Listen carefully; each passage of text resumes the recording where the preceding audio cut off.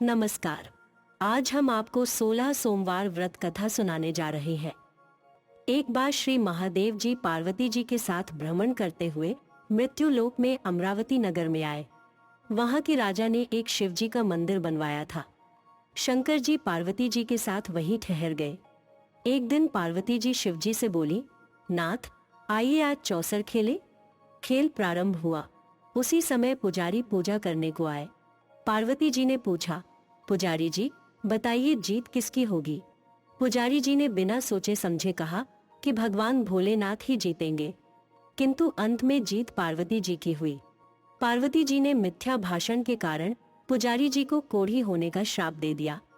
पुजारी जी कोढ़ी हो गए। कुछ दिन बाद देवलोक की अप्सराएं पूजन के लिए आईं और पुजारी जी को देखकर उनके कोढ़ी होने का कारण पूछा। पुजारी जी ने सब बातें बतला दी। अप्सराएं बोली, पुजारी जी आप 16 सोमवार का व्रत करो, महादेव जी आपका कष्ट दूर करेंगे। पुजारी जी ने उत्सुकता से व्रत की विधि पूछी।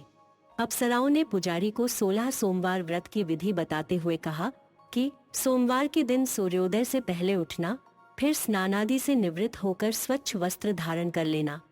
इसके उपरांत आधा सेर गेहूं के आटे का चूरमा बनाकर उसके 3 भाग कर लेना। फिर भगवान शिव की प्रतिमा के समक्ष घी का दीपक जलाकर मीठा, नैवेद्य, फूल, बेलपत्र, चंदन, अक्षत, जनेऊ का जोड़ा लेकर विधि विधान प्रदोष काल में भगवान शिव की पूजा करना। पूजा के बाद गेहूं के आटे से बनाए गए चूरमे के 3 भाग में से एक भाग भगवान शिव को अर्पित करना और एक आप ग्रहण करना।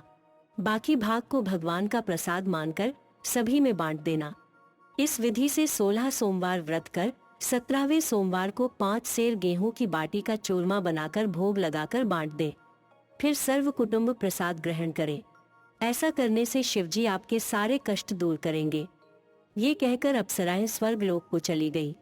पुजारी जी यथाविधि व्रत कर रोग मुक्त हुए और पूजन करने लगे। कुछ दिन बाद शिव पार्वती जी पुनः आए।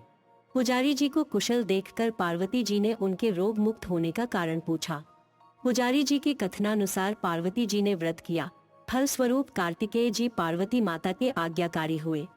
कार्तिकेय जी ने भी माता पार्वती से पूछा कि क्या कारण है जिससे मेरा मन आपके चरणों में लगा। पार्वती जी ने वही व्रत बतलाया। कार्तिकेय जी ने भी व्रत किया। फलस्वरूप उनका बिछुड़ा हुआ मित्र मिला। उसने भी कारण पूछा और बताने पर विवाह की इच्छा से यथाविधि व्रत किया। वह विदेश गया। वहां राजा की कन्या का स्वयंवर हो रहा था। राजा का प्रण था कि हथनी जिसको माला पहनाएगी उसी के साथ पुत्री का विवाह होगा। वह ब्राह्मण भी स्वयंवर को देखने की इच्छा से एक और जा बैठा। हथनी ने माला इसी ब्राह्मण कुमार को पहना दी। धूमधाम से विवाह हुआ। तत्पश्चात दोनों सुख से रहने लगे। एक दिन राजकन्या ने पूछा कि आपने कौन सा पुण्य किया जिससे राजकुमारों को छोड़ हथनी ने आपको चुना। ब्राह्मण ने 16 सोमवार का व्रत सहविधि बताया। राजकन्या ने पुत्र प्राप्ति के लिए व्रत किया और सर्वगुण संपन्न पुत्र प्राप्त किया। बड़े होने पर पुत्र ने पूछा, माताजी किस पुण्य से आपको मेरी प्राप्ति हुई। राजकन्या ने सब विधि 16 सोमवार का व्रत बताया। पुत्र राज्य की कामना से व्रत करने लगा। उसी समय दूसरे राज्य के राजा के दूतों ने आकर उसे अपनी राजकुमारी के लिए चुना।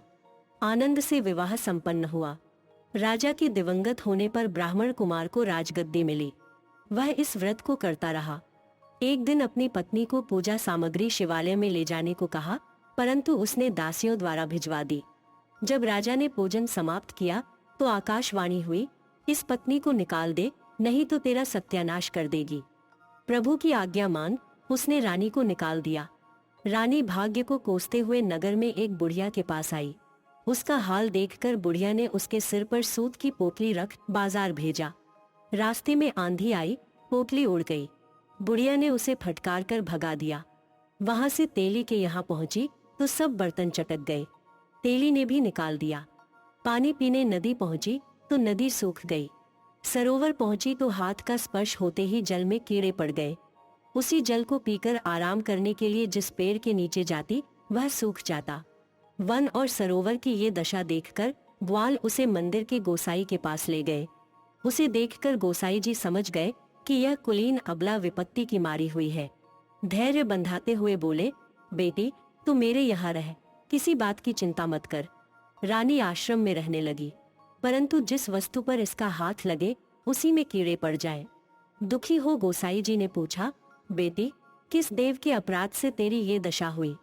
गोसाई की बात सुनकर रानी ने सारी घटना बता दी। गोसाई जी बोले, बेटी, तुम 16 सोमवार व्रत करो।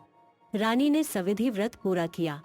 व्रत के प्रभाव से राजा को रानी की याद आई और दूतों को उसकी खोज करने भेजा।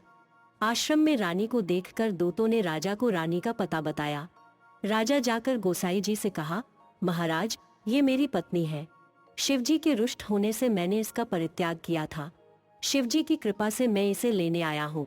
कृपया इसे जाने की आज्ञा दें। गोसाई जी ने आज्ञा दे दी। राजा रानी नगर में आए। नगर वासियों ने नगर सजाया, बाजे बजने लगे, मंगलाचार हुआ। तत्पश्चात शिवजी की कृपा से प्रतिवर्ष 16 सोमवार का व्रत कर वह रानी के साथ सुखपूर्वक रहने लगे।